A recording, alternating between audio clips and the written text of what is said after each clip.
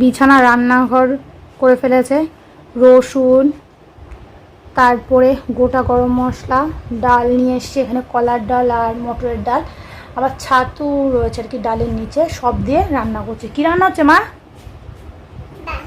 ডাল রান্না হচ্ছে। তুমি কোথা থেকে শিখেছো এত সুন্দর ডাল রান্না করা? কে শিখিয়েছে? আবার লবণও দিয়েছে। হ্যাঁ, কে শিখিয়েছে মা এত সুন্দর ডাল রান্না করা? এই যে লবণ দিচ্ছে। প্রতিদিন কিছু না কিছু নষ্ট করবেই। মাম্মা, তুমি তো বিছানা একদম রান্নাঘর করে ফেলেছো।